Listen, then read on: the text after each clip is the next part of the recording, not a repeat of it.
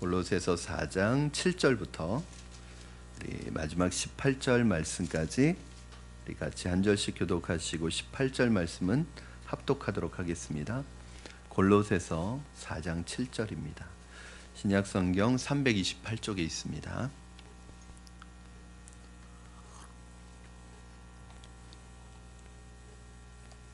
다 찾으셨으면 저와 한 절씩 교독하시겠습니다. 두기고가 내 사정을 다 너희에게 알려주리니 그는 사랑받는 형제요 신실한 일꾼이요 주 안에서 함께 종이 된 자니라. 내가 그를 특별히 너희에게 보내는 것은 너희로 우리 사정을 알게 하고 너희 마음을 위로하게 하려 함이라.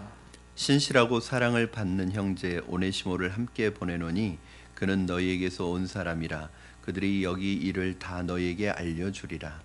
나와 함께 갇힌 아리스다고와 바나바의 성질 마가와 이 마가에 대하여 너희가 명을 받았음에 그가 이르거든 영접하라. 유스도라 하는 예수도 너희에게 문안하느니라. 그들은 할례파이나 이들만은 하나님의 나라를 위하여 함께 역사하는 자들이니 이런 사람들이 나의 위로가 되었느니라. 그리스도 예수의 종인 너희에게서 온 에바브라가 너희에게 문안하느니라. 그가 항상 너희를 위하여 애써 기도하여 너희로 하나님의 모든 뜻 가운데서 완전하고 확신 있게 서기를 구하나니 그가 너희와 라오디게아에 있는 자들과 히에라볼리에 있는 자들을 위하여 많은 수고하는 것을 내가 증언하노라. 사랑을 받는 의사 누가와 또 데마가 너희에게 문안하느니라. 라오디게아에 있는 형제들과 눈마와 그 여자의 집에 있는 교회에 문안하고 이 편지를 너희에게서 읽은 후에 라오디게아인의 교회에서도 읽게 하고 또 라오디게아로부터 오는 편지를 너희도 읽으라. 아키뽀에게 이르기를 주 안에서 받은 직분을 삼가 이루라고 하라. 나 바울은 친필로 문안하노니 내가 매인 것을 생각하라. 은혜가 너희에게 있을지어다. 아멘. 오늘 굉장히 날씨가 추운데도 불구하고 여러분 이렇게 기도의 자리에 나오신 여러분이 주님의 은혜와 복을 누리시기 바랍니다. 오늘 다 받아가세요. 안 오신 분들 것까지 다 받아가세요. 아멘. 오늘 이제 골로새서 마지막 말씀입니다, 여러분. 오늘까지 이제 참 골로새서 이제 교회에서 이렇게 우리가 뭐 새벽 예배 때 보지만 뭐 수요 예배나 심야 기도회나 뭐 주일 예배 때 이렇게 흔히 손이 가는 본문 말씀은 아닌데 골로새서를 묵상하면서 저 개인적으로 굉장히 큰 은혜를 받았습니다. 우리 새벽에도 한번 봤었던 적이 있었지만 새벽에 이제 본 거랑 또 이거 깊이 여러분들과 나누기 위해서 설교 준비를 하면서 묵상하는 거랑 굉장히 큰 차이가 있었던 것 같아요. 그러면서 골로새서 지금 12편의 설교를 했는데 그 12편의 설교를 하는 동안 제 마음속에 항상 있었던 그 글자 단어가 있습니다. 주 안에서. 이게 이제 골로새서의 핵심이에요. 여러분 성경대학 신약성경대학에서 골로새서는 기독론이다. 그 시대에 예수 그리스도를 이단으로부터 지키기 위해서 또 예수 그리스도의 그 주되심을 선포하는 말씀인데 그래서 예수님에 대해서 가장 잘 말하고 있는 것이 바로 골로새서인데 핵심은 뭐냐면 예수께서 다스리시고 통치하신다는 거예요. 이 하나님의 나라가 이 골로새서 말씀을 통해서 저와 여러분의 가정과 삶 속에 이루어지기를 주님의 이름으로 축원합니다. 그래서 이제 마지막으로 오늘 그 하나님의 나라, 그 하나님의 주되심이 나타나야 될 가장 완성돼야 될 곳이 어디냐? 공동체에 대한 말씀을 오늘 주시는데 참 여러분 이번 주에 참 신기한 것은 이게 뭐 그렇게 맞추려고 해서 그렇게 되는 게 아닌데 계속 이번 주일 새벽 예배도 그렇고 여러분 지난 수요 예배도 그렇고 또 여러분 오늘 아마 수모임 하셨으면 그 수모임 내용도 그렇고 오늘 내용까지 또 이 연말에 아주 딱 맞는 그리고 다 어떤 내용들이냐면 주님의 공동체를 섬기는 부분에 대한 말씀이에요. 저는 이게 참 신기할 때가 있어요. 우리 교회는 어떤 본문들이 다 다르잖아요. 수요 예배, 금요 심야, 주일 예배. 근데 어느 때는 모든 그 예배가 한 본문은 다른데 한 가지 메시지를 계속 선포하세요. 이거는 저는 우연은 아니라고 생각하고 하나님께서 오늘 이 시점에 또 이 시점에 또 이 시기에 우리 교회에게 주시는 메시지가 분명히 있다는 생각이 듭니다. 오늘 여러분과 공동체의 말씀을 나누고요. 이제 다음 금요 심야 때부터는 여러분하고 그런 걸 좀 나누고 싶었어요. 제가 사실은 오늘의 교회 다니면서 가장 은혜를 받았던 부분이 뭐냐면 하용재 목사님으로부터 이렇게 하나님의 음성을 듣는 방법, 그러니까 하나님의 음성 듣기, 하나님의 음성을 어떻게 들을 것인가에 대한 은혜를 굉장히 많이 받았는데, 여러분과 제가 받았던 그 하나님의 음성을 듣는 그 내용을 이제 금요 심야에 나오는 분들이니까 적어도 여러분 그 하나님의 음성 듣기에 대한 부분을 좀 같이 공부하고 은혜 나누고 함께 기도하는 시간이 되었으면 좋겠습니다. 그래서 다음부터는 하나님의 음성 듣기에 대해서 함께 여러분하고 나누도록 하겠습니다. 그렇다고 뭐 계시를 받는 거 그런 거는 아니고요. 건강한 하나님의 음성 듣기입니다. 한국 사람들의 특징을 어떤 사람들은 단합이 안 되고 하나 되지 못하는 그런 특성을 가지고 있다. 굉장히 비하하는 발언을 합니다. 한국 민족은 이게 하나가 안 된다. 어디 가도 하나가 안 된다고. 근데 사실은 여러분 그렇지 않습니다. 오히려 어떻게 보면 우리나라는 더 공동체적이고 더 집단적인 것을 가지고 있는 문화예요. 그래서 오히려 서양 사람들은 나라는 말을 많이 쓰지만 사실은 우리 그 한국 민족은 특별히 우리라는 말을 굉장히 많이 씁니다. 그래서 이 공동체적인 습관과 이 문화가 우리의 언어와 문화 속에 이미 다 배어져 있어요. 그런데 아마도 이렇게 공동체를 중요시하고 함께를 중요시하는 우리가 아마 여러 가지 어려움을 겪으면서 또 산업화 과정을 겪어오면서 조금 변한 것 같아요. 그래서 우리는 이것이 우리의 원래 모습이 아니라고 생각을 합니다. 여러분 잘 아시는 것처럼 뭐 우리가 많이 사용하는 그런 단어 중에 우리 집, 또 뭐 우리나라, 이 앞에 다 우리를 붙여요. 그렇죠? 그런데 정말 외국 사람들이 이해 안 가는 거, 우리 아내, 뭐 이런 말, 굉장히 우리 남편, 우리 오빠, 이거 굉장히 이해가 안 가는 말입니다. 아내는 우리의 소유가 아닌데도 이게 왜냐하면 언어 습관이 그런 거죠. 한국 사회가 지금 과거보다 더 개인주의화 되어져 가고 자신만을 아는 사회로 변해가고 있습니다. 주위를 돌아보지 않고 주위 사람들을 돌보지 않고 그냥 나 자신만을 생각하고 나 자신만 잘 먹고 잘 살면 그만이다라는 생각, 그리고 그런 생각이 어느덧 우리 아이들에게도 점차 이렇게 되물림되어져서 다른 아이들, 다른 친구 상관없이 너만 성공하면 된다는, 너만 잘 돼야 된다는 이런 생각을 가지게끔 하는 그런 모습들이 우리 믿는 사람에게도 나타날 때가 있습니다. 다른 사람 염두에 안 둡니다. 이제 그런 게 사실은 땅 투기로 나타나서 다른 사람은 집을 살 수 있든지 없든지 일부의 사람들이 부동산을 독점해서 땅값과 집값을 올리고 자신들만을 위해 대다수의 사람들이 어려운 삶을, 정말 지판간 없는 삶을 살아가도록 만드는 이런 것. 사실은 그래서 뭐 토지 공개념이라는 게 사실은 굉장히 중요한데 이게 실현이 될 수 있을까 하는 생각이 들어요. 그러나 이 변해가는 한국 사회에 기독교 신앙이 기여할 수 있는 부분이 바로 이 부분이라고 생각해요. 저는 기독교는 공동체 정신의 회복. 근데 사실은 이 정신이 이 사회에 영향을 주고 변화시켜 갈 수 있는 가장 강력한 힘인데, 사실은 이 공동체의 회복이 우리 한국 교회 안에 있는 공동체 안에, 교회 공동체 안에서도 일어나지 않는다는 거예요. 그러니 우리가 공동체로서의 마음을 회복하지 않는데 어떻게 공동체의 정신을 세상에 영향을 줄 수가 있겠어요? 초대교회 그리스도인들의 수는 당시 인구에 비하면 상당히 적은 수였지만 그럼에도 불구하고 그 당대를 바꾸어 놓았습니다. 문자 그대로 세계의 복음화에 성공했습니다. 그들로 인해 복음이 전해졌고 세상의 가치관을 바꾸어 놓았습니다. 그 변화의 원동력이 여러 가지 이유가 있겠지만 저는 공동체 정신 때문이라고 생각합니다. 초대교회의 모습을 가장 잘 보여주는 모습이 사도행전 4장 32절에 보면 굉장히 우리가 많이 공부했던 이상적인 모습이 나옵니다. 우리 한번 사도행전 4장 32절 같이 읽겠습니다. 시작. 믿는 무리가 한 마음과 한 뜻이 되어 모든 물건을 서로 통용하고 자기 재물을 조금이라도 자기 것이라가 하는 이가 하나도 없더라. 초대교회 공동체가 서로가 한 마음과 한 뜻으로 하나가 되었는데 어떤 현상이 나타나면 물건을 서로 통용하고, 그러니까 서로 물건을 나누는 거예요.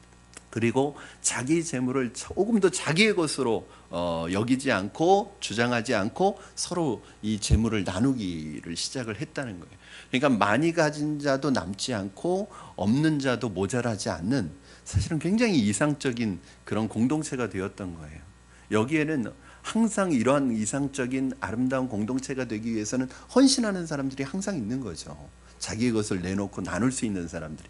사실은 이렇게 되니까, 이런 공동체가 이루어지니까 요 다음에 나오는 성경 구절에 보면 날마다 믿는 사람의 숫자가 더해졌다.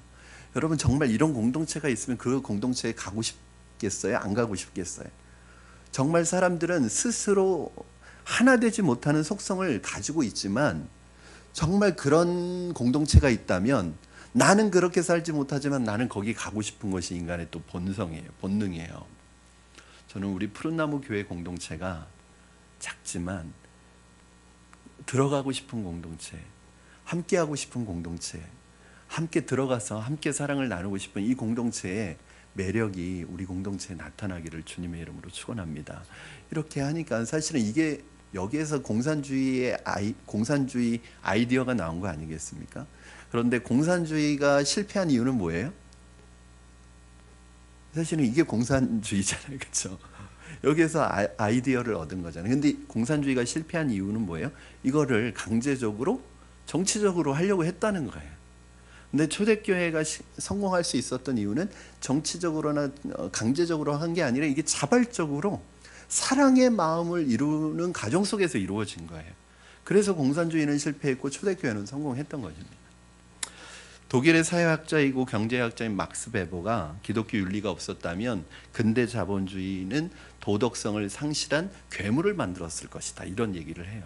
즉 근대 자본주의가 가지고 있는 여러분 그 사상이 뭐냐면, 그 인간 안에 있는 이기심이 깔린 경쟁심을 부추기는 거잖아요. 그래서 서로 경쟁하도록 만드는 거잖아요. 이게 사실은 자본주의의 사상 아니에요. 그런데 만약에 여기에 기독교가 이 공동체의 정신을 영향을 주지 않았다면 사실은 자본주의는 굉장한 괴물이 되어서 이 자본주의 사회는 죄악으로 막 물들 수밖에 없는 그런 사회들이 되어버렸을 거라는 거예요. 그나마 목사님 지금도 우리 사회가 그런데요, 그나마 이 정도라도 도덕적인 수준을 유지하고 있는 것은 기독교 정신이, 기독교 특히 공동체 정신이 그동안 이 사회에 영향을 미치고 있었기 때문이라는 거예요.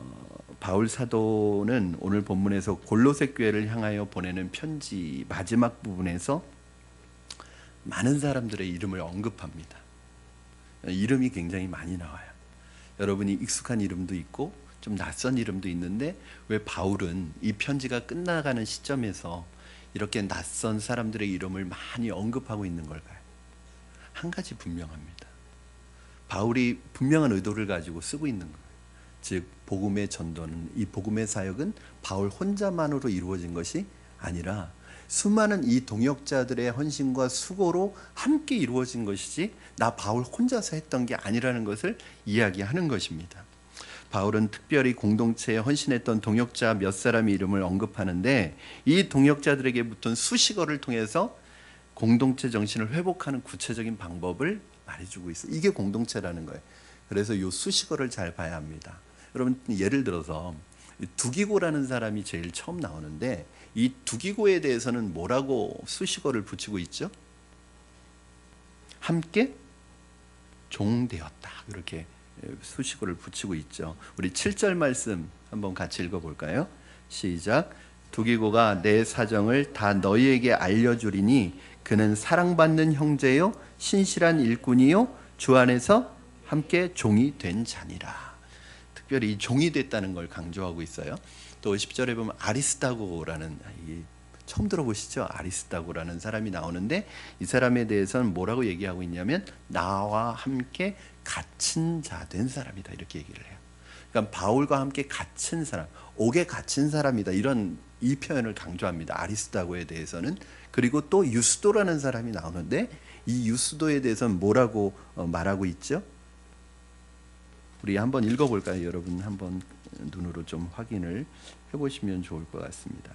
우리 골로새서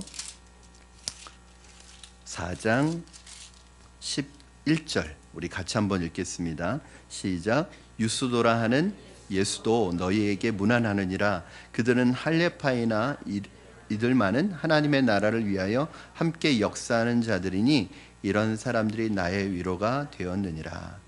유스도라고 하는 예수라는 거예요. 이 예수가 이름인데 유스도라고 불렸나 봐요. 근데 이 사람들은 하나님의 나라를 위하여 함께 역사하는 자들이다. 이게 역사한다는 말이 좀 어색해요. 이걸 바꾸시면 돼요. 함께 사역하는 자들이라 이렇게 바꾸시면 돼요. 그러니까 역사라는 말은 뒤집어서 사역입니다. 사역했던 자들이다. 이런 표현을 하고 있습니다. 오늘을 사는 그리스도인들이 이 시대를 깨우고 구원하고 또 건강한 교회 공동체를 세워가는 데 있어서 절실히 요구되는 것이 무엇이냐면 이 공동체성의 회복입니다.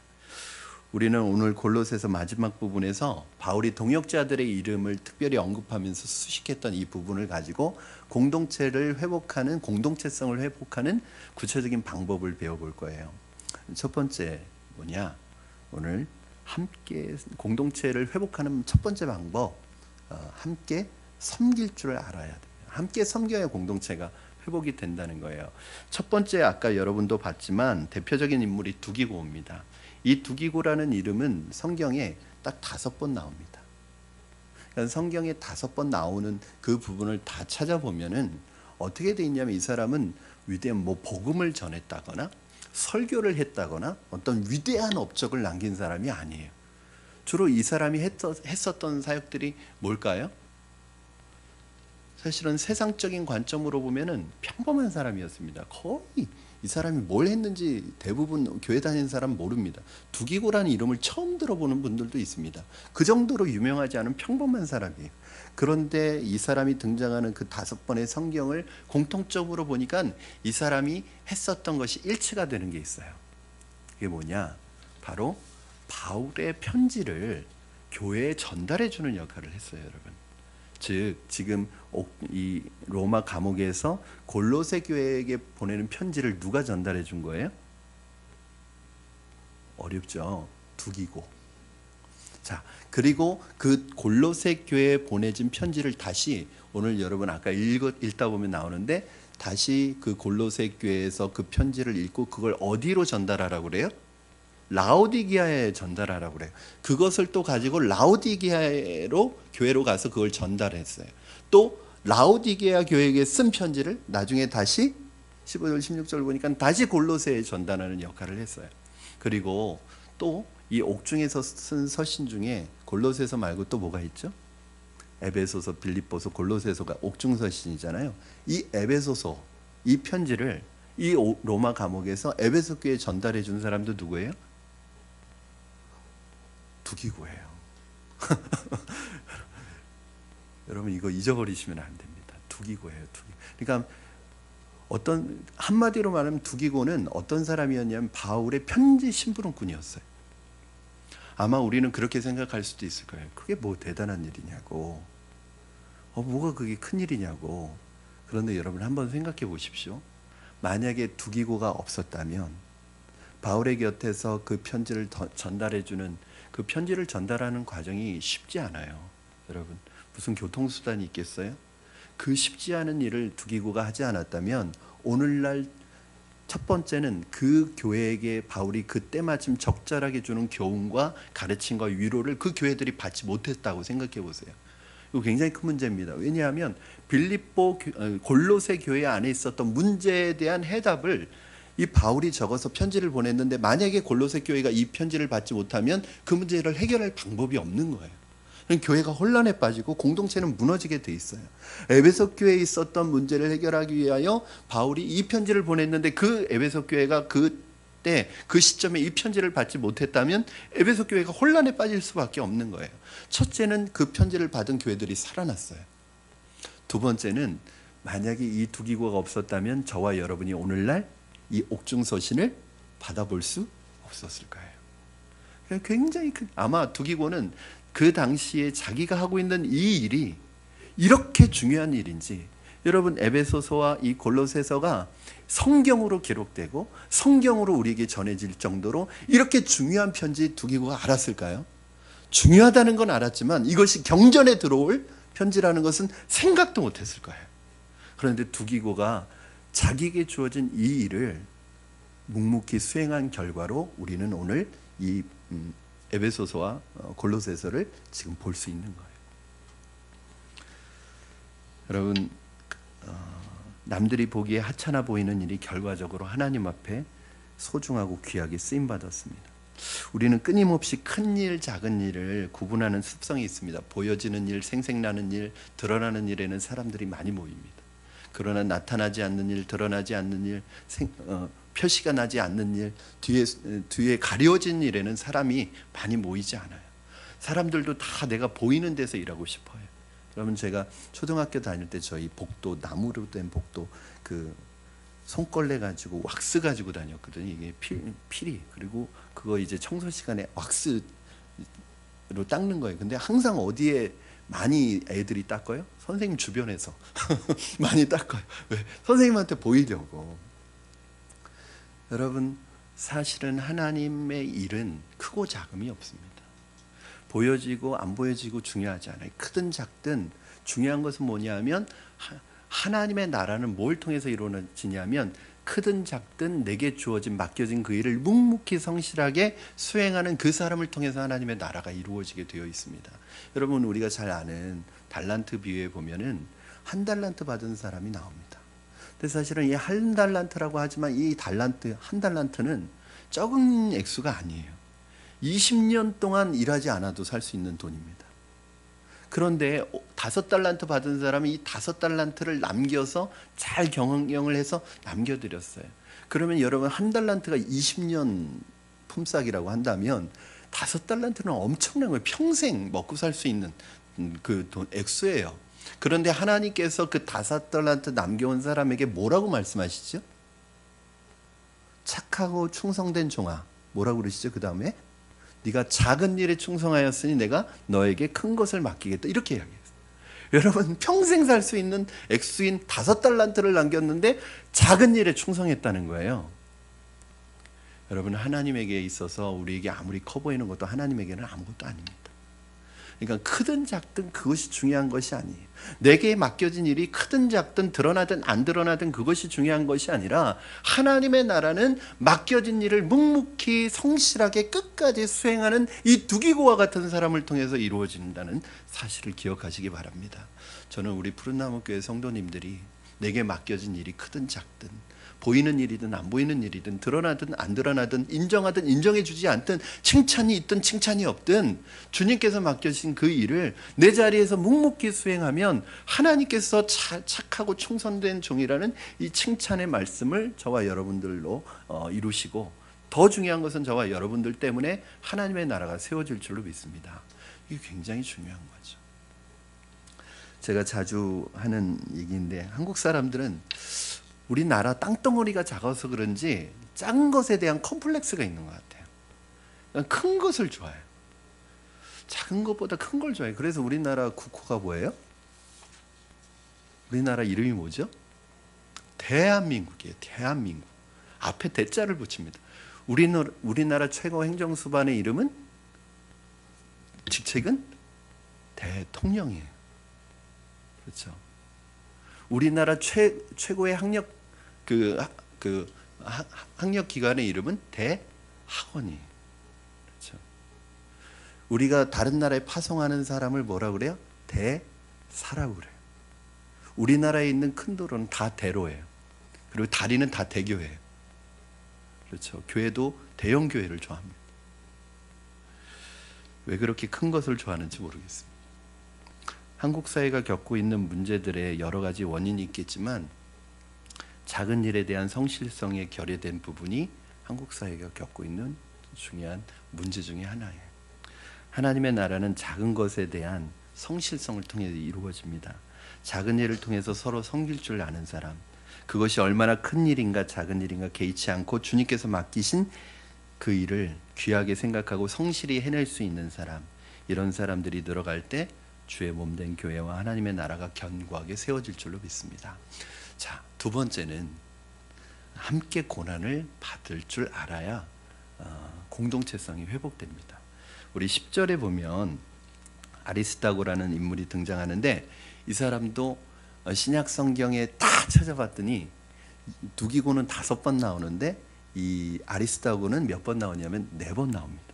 근데 이 사람도 4번 나오는 동안에 설교를 했다든지 기적을 행했다든지 위대한 사건의 주역이 됐다는 말이 한 번도 등장하지 않아요. 사도행전을 기록할 때, 그 기록을 통해서 볼 때 이 사람은 어떤 사람이었냐면 항상 바울 곁에 있었던 사람이에요. 예를 들어서 항상 바울이 어려울 때 곁에 있었던 사람이에요. 예를 들어서 첫 번째로 에베소에서 바울이 폭도들에게 의해서 돌팔매질을 당해서 굉장히 위험한 상황이 있을 때 그 현장 속에서도 함께 있었어요. 자, 두 번째는 로마로 가는 배에 탔을 때 유로굴라 광풍을 만났을 때 거의 배가 깨어지고 파선할 직전에 있을 때 거기에도 누가 함께 있었냐면 아리스다고가 함께 있었어요. 그리고 오늘 지금 로마의 감옥에 바울이 갇혀 있는 이 감옥에 있을 때도 누가 있었냐면 아리스다고가 함께 있었대요. 오늘 본문에 보면 나와 함께 갇힌 아리스다고 이렇게 되어 있지만 함께 옥살이를 했다는 말은 아니에요. 이 사람은 원래 골로새 사람인데 이 바울이 감옥에 갇혀 있다는 소식을 듣고 로마로 내려와서 이때 1차 로마 감옥에 있을 때는 이거는 가택연금 상태라 사람을 그래도 만날 수 있는 상황이에요. 그래서 그 감옥에 갇혀 있는 바울을 위해서 자기가 어떻게 도와줄까 하고 골로새에서부터 지금까지 여기에 와가지고 일들을 했던 사람입니다. 바울을 도와주려고 했던 사람이에요. 오늘 11절 말씀 한번 같이 읽겠습니다. 11절 우리 함께 같이 읽겠습니다. 시작. 유스도라 하는 예수도 너희에게 문안하느니라. 그들은 할례파이나 이들만은 하나님의 나라를 위하여 함께 역사하는 자들이니 이런 사람들이 나의 위로가 되었느니라. 아멘. 아마도 기독교 역사에 있어서 가장 예수님 다음으로 위대한 인물을 꼽으라면 아마 바울이라고 말할 수 있을 것입니다.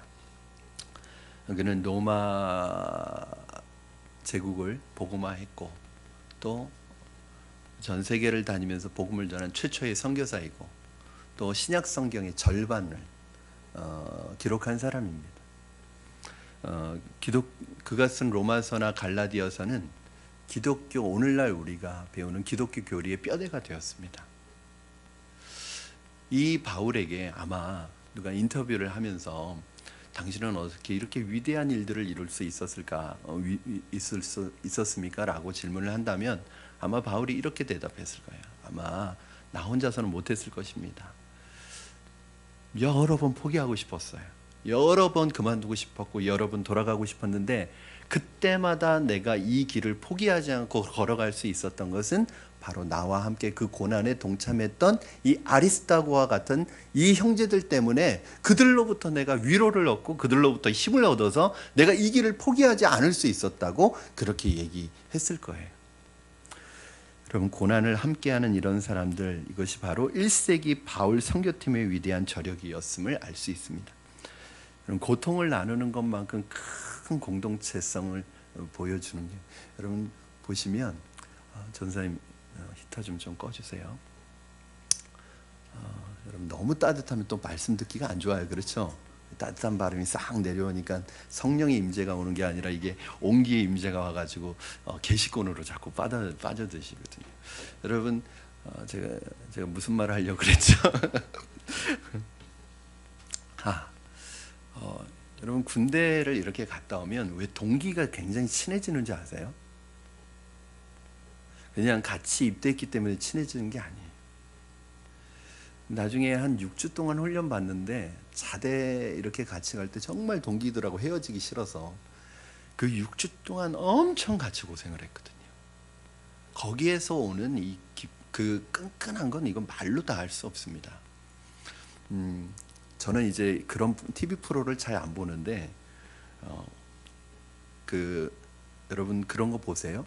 뭐 프로듀스인가? 프로듀스 101, 뭐 프로듀스 요번에 뭐 48, 뭐 이게 끝났 48, 뭐 그래 끝났대요. 근데 이제 요번에 그 뭐 프로듀스가 요번에 세 번째 시즌에서 끝났는데, 거기 요번에 이제 세 번째 시즌엔 일본인들하고 한국인들하고 이제 섞여가지고 막 그렇게 함께 혹독한 훈련을 받은 거예요. 그런데 이게 한 3, 4개월 동안 훈련을 받았나 봐요. 근데 이 아이들이 정말 10대 애들이 정말 뭐 13살부터 19살 뭐 이 어린 애들인데 그렇게 혹독한 훈련을 받고 나니까 나중에 얘네들이 둘도 없는 친구가 되는 거예요. 그냥 같이 고생했다는 이유만으로 같이 눈물. 근데 그 같이 고생하면서 거기에서 리더십이 생기고 거기에서 서로를 사랑하는 마음이 생기고 그 경쟁하면서도 거기에서 서로 아껴주는 마음이 생기는 거예요. 왜냐하면 단순히 같이 경쟁하면 그런 마음이 안 생기는데 고생한 거예요. 같이. 그러니까 서로가 서로 마음을 아는 거예요. 여러분 이게 같이 고생하는 게 얼마나 가깝게 만들어주는지 모릅니다. 같이 고생하지 않으면요 이게 안 생겨요. 공동체성이. 여러분 함께 고난당하는 거, 함께 고난에 동참하는 거, 이것이 공동체성을 회복하는 가장 중요한 방법입니다. 그 소아시아의 한 지역인 비두니아 총독으로 있었던 플린이라는 사람에게 로마의 황제였던 트라이안 황제가 보낸 편지가 지금까지도 전해져 내려오는데, 역사 연구가들은 아마도 이 편지의 내용으로 미루어 볼 때 이 트라이안 황제가 그 소아시아 지역의 그리스도인들의 활동과 아마 동태를 살펴서 그 보고서를 올리라고 했던 내용인 것 같아요. 근데 그 내용에 보면은 총독에게 올린 편지에 보면 이런 내용들이 있답니다. 황제여, 저는 그리스도인들에게 들키지 않기 위해서 제 부하 중 몇 사람을 완전한 그리스도인으로 만들었습니다. 교회 공동체에 들어가서 세례도 받게 하였고, 이거 오늘날 신천지가 하는 방법과 똑같아요. 오랫동안 그리스도인들의 일거수일투족을 면밀하게 살펴보게도 했습니다. 부하들이 보고에 의하면 그들은 밤이건 낮이건 모일 때마다 그들의 신인 예수 그리스도를 노래한다고 합니다. 또 많은 양을 소비하는 것은 아니지만 어쨌든 자주 빵을 떼고 포도주를 마시면서 기뻐하고 즐거워한다고 합니다. 참으로 이해할 수 없는 것은 그들이 자신들을 괴롭히는 사람들을 위해서도 기도한다는 것입니다. 황제시여, 그들은 로마의 관리들을 위해서도 그리고 황제 폐하를 위해서도 기도하고 있습니다. 무엇보다 분명한 것은 그들이 서로 사랑하고 있다는 것입니다.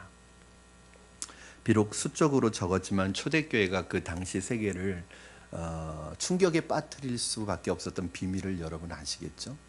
그 카타콤이라는 지하 동굴, 그리스도인들이 핍박과 박해를 피해서 모여서 예배하고 모여서 공동체 생활을 했던 이 카타콤 안에 그 벽에 보면 이 벽에 이런 글씨가 써 있었대요. 우리는 서로 사랑함으로 천국을 경험한다. 여러분 그 카타콤에서 핍박과 박해를 피해서 그 지하 동굴에서 햇빛도 들어오지 않는 그곳에서 살아가는 이 사람들이 뭐라고 썼냐면 우리는 서로 사랑함으로 여기에서 천국을 경험한다. 함께 고난받고 고난 속에서 진정한 사랑을 나누었던 1세기의 공동체를 오늘날 우리가 회복할 수 있다면 이 시대의 역사는 달라질 수 있습니다. 정말 내가 내 형제를 사랑해서, 저는 공동체를 회복하는 데 있어서 그래서 그게 중요한 것 같아요. 나만 생각하면 절대 공동체는 회복되지 않습니다. 그런데 공동체가 회복되는 공동체는 그게 있어요. 공통점이. 헌신하는 사람이 있어요. 희생하는 사람이 있어요. 그 희생이 물론 쉽지는 않지만 그 희생을 통해서 열매가 맺고 생명력이 나타나고 그 희생에 같이 동참하고 함께 할 때 진짜 그 어디에서도 경험할 수 없는 하나됨을 경험하는 거예요. 저는 우리가 한 형제의 고난에 또 공동체의 고난에 나는 상관없는 일이라고 생각하지 않고 그 일에 대해서 우리가 함께 고난의 무게를 같이 짊어지고 가면 우리의 안에 공동체성이 회복될 줄로 믿습니다. 절대 편안하면, 그러니까 나 혼자 편안하자고 다른 사람에게 그 삶의 무게를 다 짊어지게 하는 것이 아니라 같이 짊어지고 가는 거예요. 세 번째는 함께 사역할 줄 알아야 합니다. 마지막으로 유스도라고 하는 인물과 더불어 함께 사역했던 여러 사람의 이름이 거론되는데, 우리 11절 말씀이 계속 우리가 반복해서 읽는데 한번 다시 한번 읽으시면서 여러분 가장 중요한 단어를 하나 찾아보세요. 자, 우리 같이 읽겠습니다. 시작. 유스도라 하는 예수도 너희에게 문안하느니라. 그들은 할레파이나 이들만은 하나님의 나라를 위하여 함께 역사하는 자들이니 이런 사람들이 나의 위로가 되었느니라. 아멘. 여러분 어떤 문구가 눈에 확 들어오세요? 네? 위로. 이런 자들이 나의 위로가 되었느니라. 이런 사람들 때문에 내가 이 길을 갈 수 있었습니다. 여러분 고난의 자리에 나와 늘 함께 있는 사람, 그렇죠? 내가 힘들고 어렵지만 사실은 힘들고 어려울 때 제일 힘든 게 뭐냐면 외로운 거잖아요, 그렇죠? 사실은 내가 힘들면 사람도 떠나게 돼 있거든요. 내가 고통당하면 사람도 떠나게 돼 있거든요. 왜냐하면 내 그 고통에 나도 고통당할까봐, 나도 핍박받을까봐, 그 고통이 내게 전염될까봐 사람들 떠나게 돼 있어요. 그래서 사실은 사람이 당하는 환경적인 고통보다도 나중에는 내 마음이 느끼는 고통이 더 큰 거잖아요. 근데 그때 누가 같이 있어줘요. 그 힘들고 어려운 자리에 함께 해줘요. 그리고 함께 그 시간을 보내줘요. 여러분 이것이 얼마나 위로가 되겠어요. 바울이 사실은 복음을 전한다고 하지만 그 복음 전한다고 하는 결과가 뭐냐면 감옥에 혼자 갇혀 있는 거예요. 근데 거기에 아리스다고가 함께 해줘요. 힘들고 어려울 때 함께 해줘요. 얼마나 천국의 위로를 받겠어요.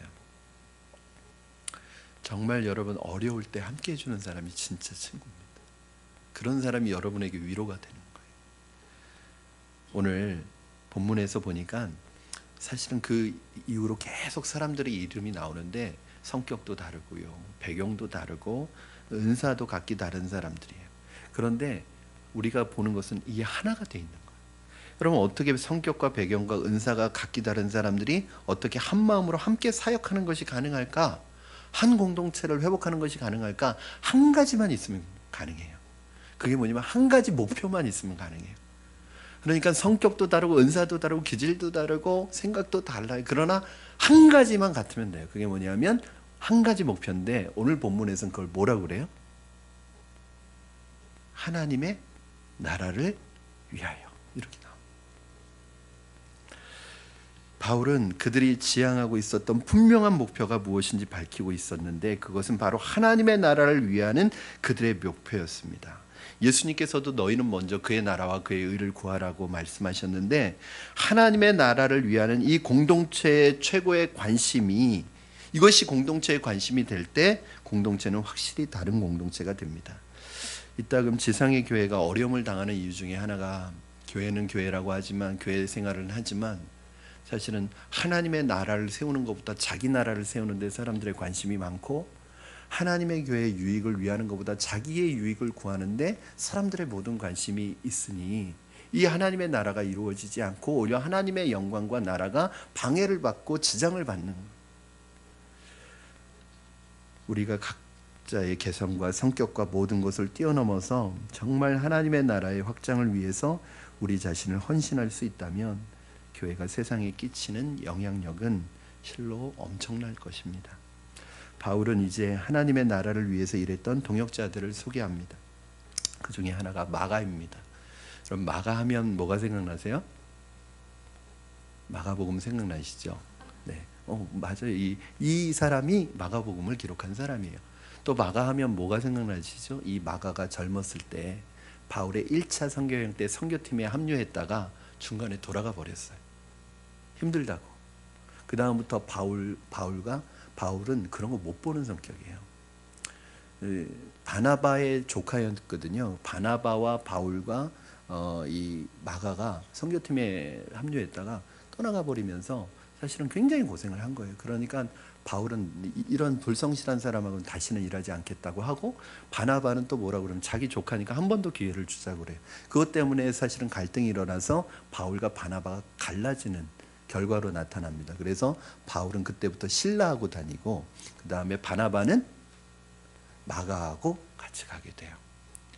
그렇게 바울의 눈밖에 났던 사람입니다. 불성실했던 사람입니다. 그런데 나중에 뭐라고 그러냐면 디모데에게 편지를 하면서 바울이 뭐라고 그래요? 네가 올 때 마가를 데려와라. 그 사람이 내게 유익한 사람이니라 이렇게 얘기를 합니다. 여러분 우리 같으면 한 번 눈밖에 난 사람이면 어떤 사람은 다시는 보지 않습니다. 다시는 같이 일하고 싶은 마음이 생기지 않습니다. 그런데 바울은 그 편견을 버리고 다시 마가와 일할 수 있었던 거는 어떤 이유일까요? 첫 번째는 마가가 변했겠죠. 마가가 일단 변했을 거예요. 그리고 두 번째는 뭘까요? 오늘 그가 나의 일에 유익하니라. 이 말은 뭐예요? 일단 내 편견을 가지고 있다고 할지라도 내가 내 눈밖에 난 사람이라고 할지라도 그리고 그의 일하는 방식이나 그의 기질이나 모든 게 나하고 안 맞는다고 할지라도 하나님 나라를 위해서 유익한 사람이라면 언제든지 난 받아들일 마음이 있다는 거예요. 여러분, 여러분하고 안 맞는다 할지라도 여러분하고 기질과 환경과 모든 방식이 안 맞는다고 할지라도 그분이 하나님 나라에 유익한 분이라면 그분을 받아들일 수 있어야 합니다. 왜 그래요? 하나님 나라를 위해서 그런 게 이게 공통의 목표가 돼야 되는 거예요. 그런데 우리는 그분이 하나님 나라에 유익해도 나하고 안 맞으면 그분을 거부해 버립니다. 네가 떠나든지 내가 떠나든지 한번 해보자 이런 방식으로 다가가면 하나님 나라에 유익한 사람을 다 잃어버리게 되는 거예요. 우리는 모두 다양한 은사를 가지고 있습니다. 본문 12절에 보면 에바브라라는 사람이 등장하는데 이 사람은 중보기도의 은사가 있었던 사람이에요. 여러분 12절 한번 같이 읽어주시면 감사하겠습니다. 시작. 그리스도 예수의 종인 너희에게서 온 에바브라가 너에게 문안하느니라. 그가 항상 너희를 위하여 애써 기도하여 너희로 하나님의 모든 뜻 가운데서 완전하고 확신 있게 서기를 구하나니. 이 에바브라라는 이 사람은 늘 너희를 위하여 기도하고 너희를 위하여 중보하는 사람이라는 거예요. 하나님 나라를 위해서 일한다는 것은 결국 두 가지입니다, 여러분. 첫째는 복음을 전해서 그 사람이 하나님 나라의 백성이 되도록 하는 것과 또 하나는 하나님의 백성이 된 사람들을 믿음으로 성숙시켜 가는 것, 이것이 하나님의 나라를 위해서 일하는 거예요. 근데 오늘 본문에 나오는 이 에바브라라는 사람은 어떤 사람이었냐면 하나님의 백성이 된 사람들을 믿음 안에서 성장시키고 성숙시켜 가는 그 일을 감당했던 사람이라는 거예요. 저는 여러분을 통해서 안 믿는 분들이 하나님의 백성이 되기를 바랍니다. 또 여러분을 통해서 여러분의 기도와 은사와 섬김과 여러분에게 주신 달란트를 통해서 하나님의 백성으로 성장하는 것을 돕는 분들이 되기를 바랍니다. 이게 뭐예요? 이게 사역이에요. 그러니까 사역은 오늘 새벽에도 말씀드렸고 수요일에도 말씀드렸지만 제일 중요한 건 뭐예요? 하나님 앞에서 하나님 중심, 내 마음이 아니라 하나님을 기쁘시게 하기 위한 하나님의 영광을 위하고 하나님의 나라를 위해서 하나님을 위해서 하는 일이고, 두 번째는 영혼 사랑에 대한 마음을 잃어버리지 않는 것입니다. 그런가 하면 14절에 누가도 등장하는데 누가가 누구죠? 누가는 누군가요? 의사입니다. 그렇죠? 감사해요, 집사님. 이렇게 좀 웃어주시면 저 지금 유머한 거거든요.